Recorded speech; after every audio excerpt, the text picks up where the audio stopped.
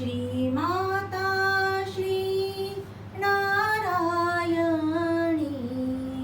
श्रीमाता श्री नारायणी,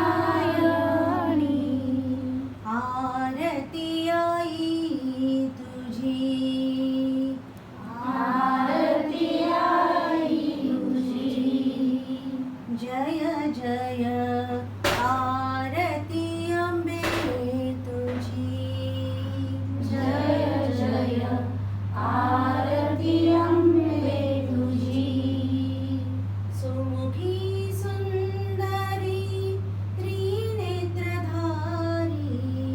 सुमुखी सुंदरी त्रिनेत्रधारी,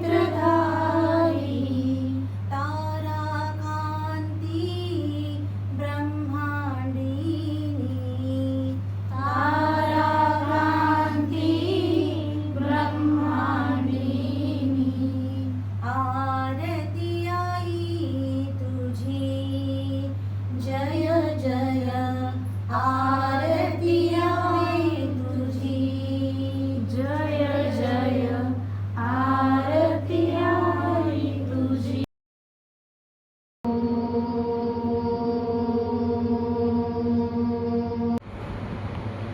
ज्योतिर्लिंग घेतलं. ज्योतिर्लिंगाबद्दल माहिती आहे? माहिती असेल ना, ऐकून तरी असेल ना. किती ज्योतिर्लिंग आहे? 12 ज्योतिर्लिंग आहे. ओके. तर ज्योतिर्लिंग म्हणजे काय? आपण दर्शनाला जातो. ज्योतिर्लिंग कोणाचे असतात? सगळ्यात पहिले कोणत्या देवाचे असतात? शंकराचे, भगवान शंकराचे असतात. बरोबर आहे. 12 आहेत. तर त्याला ज्योतिर्लिंग का म्हणतात? तर ज्योती आणि लिंग. ज्योती म्हणजे काय? ती जी ज्योतिर्लिंग आहेत त्या ठिकाणी भगवान शंकर ज्योतीच्या म्हणजे अखंड लाईटचा पिलर ऊर्जे स्वरूपात स्वयंभू अवतारामध्ये तिथे त्यांनी अवतार घेतला होता त्या 12 प्लेसमध्ये. म्हणजे त्यांनी तिथे दर्शन दिलं होतं. प्रत्येकाची वेगवेगळी कारणं आहेत का ते आले, कशाला त्याच ठिकाणी आले, अशी प्रत्येकाची कथा आहे आपल्या पुराणांमध्ये आणि त्यांचं भरपूर हे आहे. आजही हजारो वर्ष झाल्यानंतर पण ती जी क्षेत्र आहेत आपल्या पूर्ण भारतभर पसरलेली पुढे तिथे खूप मोठ्या हजारो लाखो भाविक दरवर्षी जातात. तर किती 12 ज्योतिर्लिंग आपल्या पूर्ण भारतामध्ये आहेत. दिसतात प्रत्येकाची नावं आहेत आणि प्रत्येकाची कोणाला माहिती होती का याबद्दल? ज्योतिर्लिंगाबद्दल माहिती आहे का? पण ऐकून तरी आहे ना तुम्ही की बाबा असं काहीतरी आहे की जिथे ज्योतिर्लिंग 12 ज्योतिर्लिंग आहेत. तर आता मागाशी जी दाखवली मी 12 ज्योतिर्लिंग ती आपला हा भारत देश बरोबर आहे. या भारत देशाच्या कोणत्या कोणत्या राज्यामध्ये कोणती कोणती आहेत ते याच्यामध्ये दिसत आहे. ओके. वेगवेगळ्या याच्यामध्ये हे सगळ्यात शेवटचं रामेश्वरमचं आहे, हे सगळ्यात उत्तरेचं आहे, हे सगळ्यात दक्षिण टोक आहे. हे केदारनाथ. केदारनाथ तर बहुतेक सगळ्यांना माहिती ऐकून तर असेलच, टीव्हीवर वगैरे आपण भरपूर बघितलं. ते केदारनाथचं. हे रामेश्वरमचं.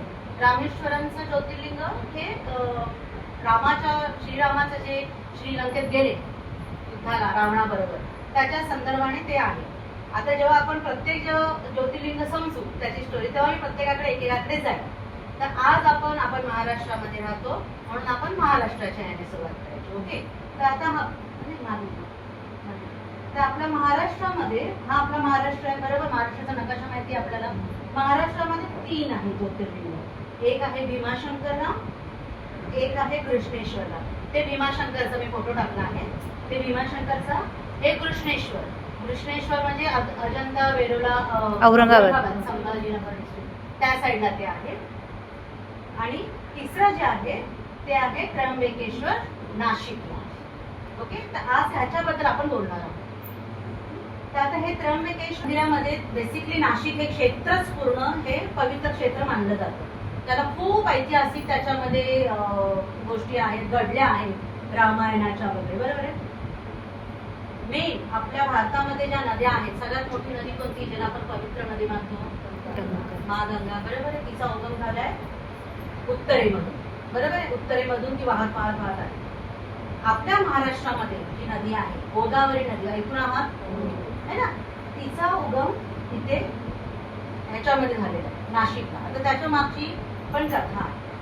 म्हणजे त्र्यंबकेश्वर क्षेत्रामध्ये का त्याला ज्योतिर्लिंग म्हणतात? तर त्या काळी गोदावरी नदीचा उगम झाला, त्याच्यानंतर ती तिथे लुप्त पण झाली. लुप्त म्हणजे काय, ती दिसेनाशी झाली. आणि नंतर ती रामकुंड म्हणून नाशिक मध्ये जागा आहे, बरोबर आहे, तिथे ती परत बाहेर आली लोकां जनकल्याणासाठी, तिथे आली. त्याच्यानंतर अजून एका ठिकाणी आली,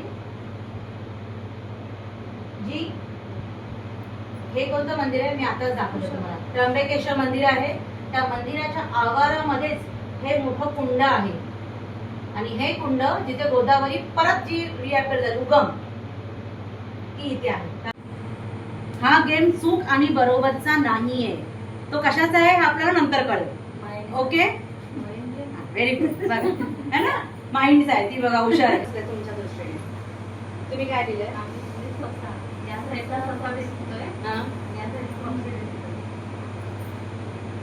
ओके, तुम्ही सांगा.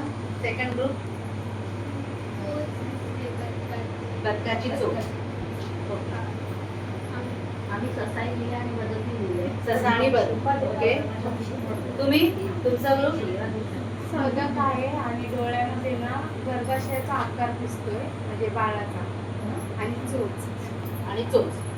ओके, तुम्ही? हा, मुलगी दिसते, मुलीची चित्र काढली. मुलगी दिसते. ओके, आम्हाला आजीबाई दिसते. आजीबाई दिसते. तुम्हाला? म्हातारी दिसते, मुलगी दिसते, सिंहाचे म्हातारी केस. दिसते. मुलगी दिसते, सिंहाचे केस, शामृगाचे पंख दिसताय, हरिण दिसते. हरिण दिसते. ते बघा ना, ते केस आहेत ना मुलीचे, तिथं थोडासा आकार डोळ्याचा आहे तिथं. चेहरे दिसतात, दोन चेहरे दिसतात. ओके, तुम्हाला? टेबल आणि दोन चेहरे. अच्छा, दोन कपल. दोन चेहरे आहेत त्याच्यात आणि एक पिपाणी वाजवतात. तुम्हाला काय दिसतं? काय दिसतं? मासा. चेहऱ्याचा मास. हा, चेहऱ्याचा मास.